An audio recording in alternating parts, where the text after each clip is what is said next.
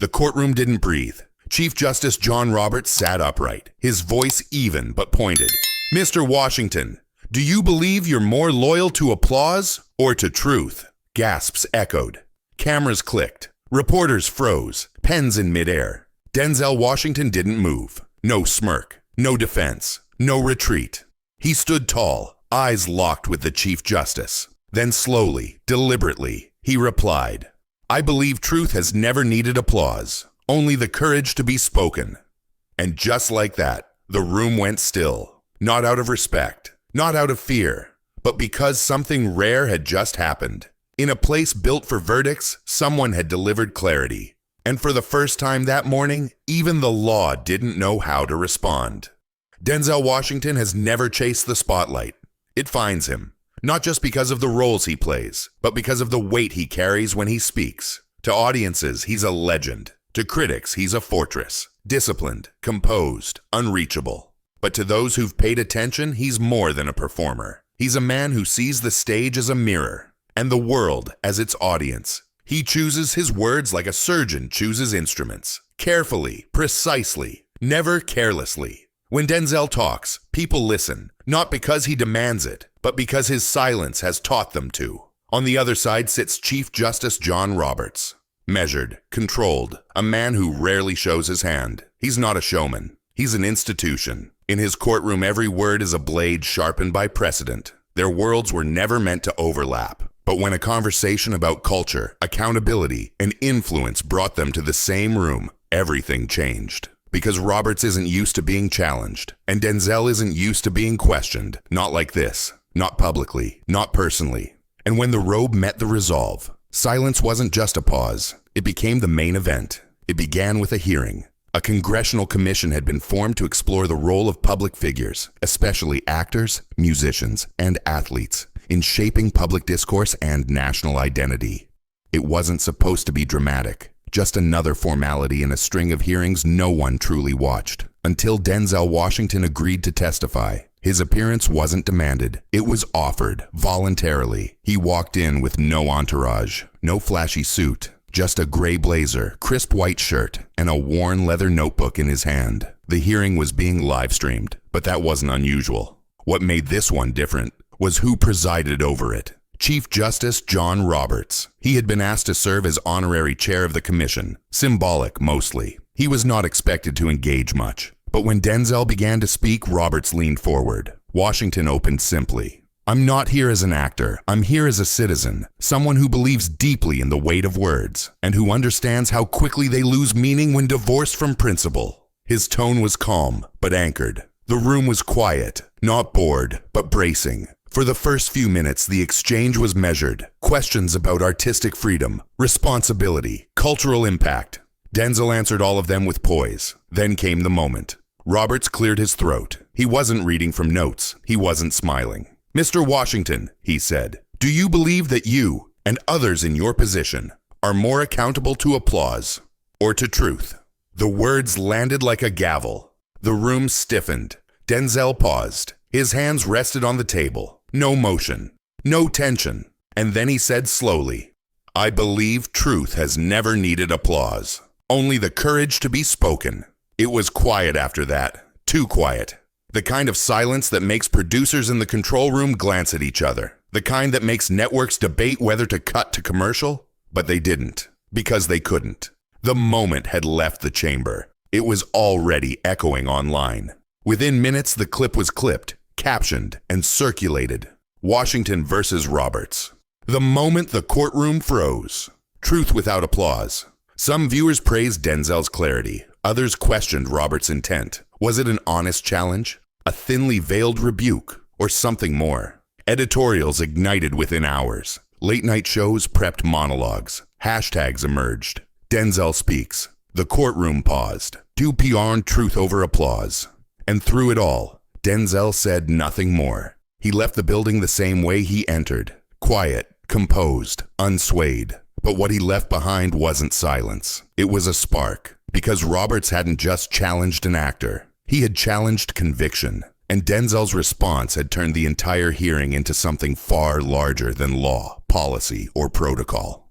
It became a national conversation, not about fame, but about truth, and who still had the courage to carry it without asking for permission. The clip was 31 seconds long. It was posted at 11:46 a.m. Eastern Standard Time. By noon, it had already passed 2 million views. By 3 p.m., it was on every major news outlet.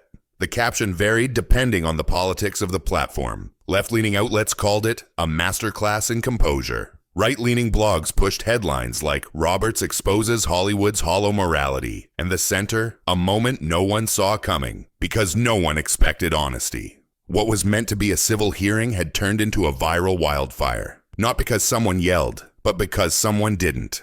Denzel's line, "Truth has never needed applause, only the courage to be spoken," was suddenly everywhere. Memes were made. Inspirational quote graphics spread like digital graffiti. TikToks reenacted it. Journalists dissected it. But the real shift came when people started asking the deeper question: why did Chief Justice John Roberts push that far? Because the tension wasn't just between a judge and an actor. It was between two worlds, institution and influence. Roberts had long been seen as the quiet stabilizer of an increasingly volatile judiciary. He rarely made public remarks outside the court. He avoided spectacle. That's what made his question so jarring, and that's why it hit the country like a pulse spike. Every interview Denzel had given in the past was rewatched. An old 60-minute segment where he talked about faith.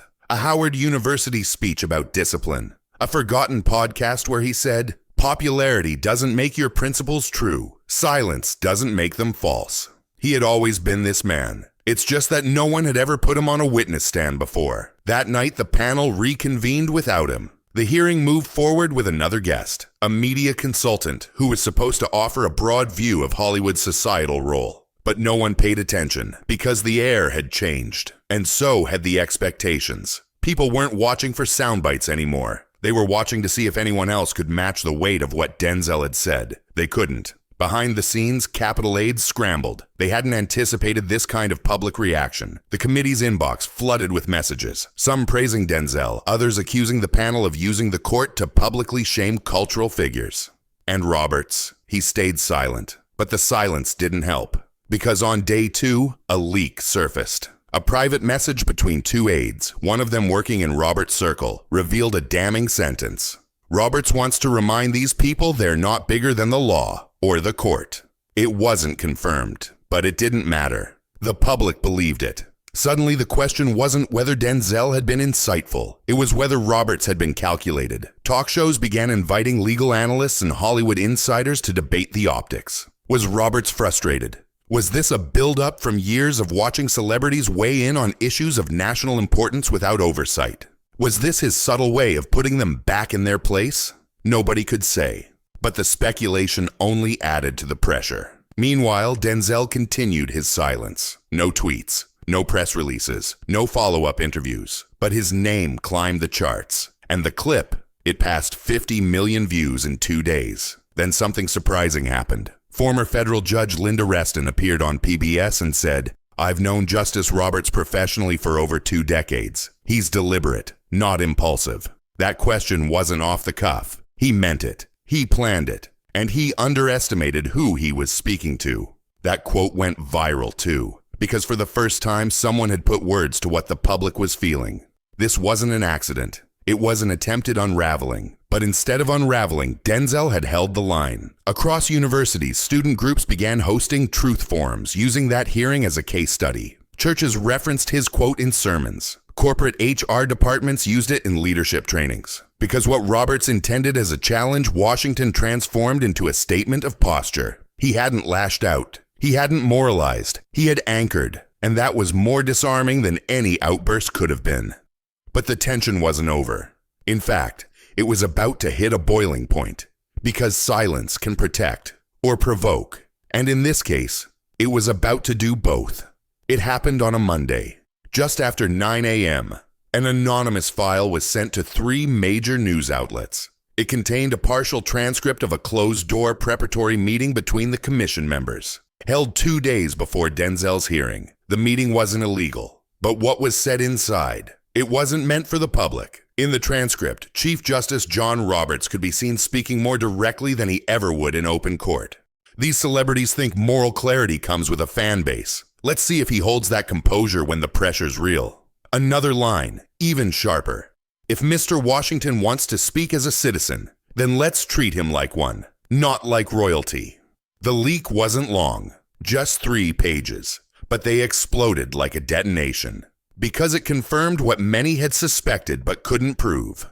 The hearing hadn't been an inquiry, it had been a setup. Denzel hadn't walked into a neutral space, he'd walked into a trap, and somehow he'd walked out stronger. The backlash was immediate. CNN broke the story. Within minutes, every major outlet followed. The hashtags surged again. Number sign, rigged room. Number sign, setup confirmed number sign. Denzel was ready. Public opinion turned sharply against Roberts. He was no longer viewed as the cool-headed statesman of the court. He was seen as a man who used his bench to settle a cultural score. Even longtime defenders hesitated. A prominent constitutional scholar posted a single line. "This is how institutions lose legitimacy." The White House issued a cautious statement. "We have the utmost respect for the judiciary. We also believe hearings should be grounded in fairness and transparency."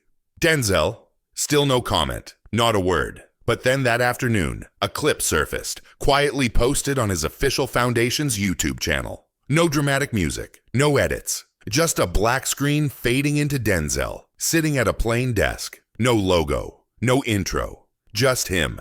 He looked directly into the camera and said, "I was invited to speak as a citizen, and I did. I believe the room would treat me the same way it treats any American, with fairness, with respect, with an interest in truth. I was wrong, but that doesn't mean I regret showing up, because I'd rather speak truth into a rigged room than stay silent in a perfect one." He paused, then added, "If we want the culture to reflect our highest values, then those values have to survive the courtroom too." The video ended. No outro, no music, just silence. But it spoke louder than anything else that week. That clip hit 100 million views in 48 hours. Public figures, civil rights leaders, even former judicial clerks shared it with messages like "he said what we all needed to hear." And Roberts, under pressure from multiple directions, he issued a rare public statement. His first direct response since the hearing. "It was never my intention to disrespect Mr. Washington or any witness. My role has always been to uphold the principles of the Constitution, not diminish those who serve the public in different ways." But it didn't help, because he didn't deny the quote. And in the court of public opinion, that mattered more than anything else. Protests formed outside the courthouse steps, quiet, dignified, peaceful. They weren't chanting. They were holding up printed signs with a single sentence: "I'd rather speak truth into a rigged room." That became the anthem of a new civic movement, not about politics, about dignity. Because Denzel hadn't just delivered a powerful line. He had shown the world what it means to hold your ground, gracefully, in a room designed to collapse you. The breaking point wasn't a blow-up. It was a breakdown of trust in the very idea that some rooms are neutral. And when that idea broke, everything else started to follow. Chief Justice John Roberts didn't disappear, but his voice did. For nearly 2 decades, Roberts had operated with surgical precision, tight rulings, narrow language, calculated public restraint. He had been the quiet stabilizer on a turbulent court, the man who never raised his voice because he never needed to. Authority, for him, came not from charisma, but from distance. But now that distance had become a chasm. The leak of his private remarks, the fallout from the Denzel confrontation, and the silence that followed painted a portrait of a man not neutral, but narrating a version of justice that no longer held. Cable networks brought on former clerks, legal analysts, and historians to discuss the Roberts shift. They noted a subtle change in his posture, his refusal to speak publicly since the backlash, his absence from post-decision press briefings, his name missing from upcoming public law events. And then came the petition. It started with a law student at Columbia. It called for a formal ethics review of Roberts' behavior during the hearing. Within 72 hours, it had over 300,000 signatures. That wasn't just protest. It was reconsideration of his legacy, his leadership, his restraint. He had built his career on never being the story. And now, he was the story. Worse, he was the wrong one. Clerks inside the Supreme Court began leaking whispers. He was shaken, not by the backlash, but by how quickly the mask had slipped. One clerk described him as uncharacteristically quiet, even behind closed doors. And for a man who'd spent decades controlling the tempo of national discourse, silence wasn't just uncomfortable. It was exposure. The court's annual conference, a high-profile tradition, came and went. Roberts, usually front and center, declined to give his opening remarks. For the first time in memory, the Chief Justice sat in the second row. His fellow justices noticed, so did the cameras. The shift was no longer deniable. And while Roberts faded from the frame, Denzel remained exactly where he'd been.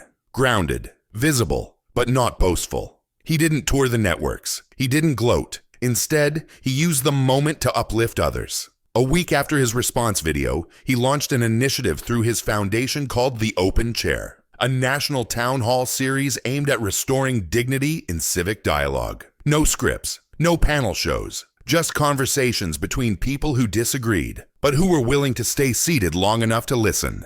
The pilot event was streamed from a community center in Baltimore. It drew over 6 million live viewers. One clip went viral. A young man stood up and asked, "Mr. Washington, how do we know when to speak and when to stay silent?" Denzel smiled softly. "When silence protects your comfort, it's cowardice. When it protects your soul, it's wisdom. And when you're not sure, speak anyway." The quote made headlines, again, and yet none of it felt performative. Because while the country dissected the fall of a Chief Justice, Denzel wasn't building a stage. He was building a space. And that distinction made all the difference. Meanwhile, Roberts' internal approval ratings, the quiet metrics tracked by legal institutions and peer councils, hit a new low. Invitations from law schools were withdrawn. Panels were postponed. At least 2 major legal publications openly debated whether Roberts had permanently compromised the impartial image of the court. He didn't resign, but the weight had shifted. Once, his words shaped national rulings. Now, they shaped regret. Because he hadn't just questioned a man, he had underestimated one. And in doing so, he had revealed a truth no robe could cover. That dignity isn't given by titles. It's held by those who refuse to let the room define them. And while Roberts stood in power, Denzel stood in principle. And in the end, one of them walked out with more than just silence on their side. He walked out with respect. Just when the media had begun to settle the story, Denzel's moral victory, Roberts' quiet retreat, a twist emerged. Not a scandal, not a leak, but a letter, handwritten, dated 2 weeks before the hearing. It was addressed to the Commission on Cultural Responsibility. It had never been shared publicly, until now. The letter surfaced on the official website of the National Archives, released as part of the Commission's formal records. Its author, Denzel Washington. It wasn't a protest. It wasn't even a warning. It was a request.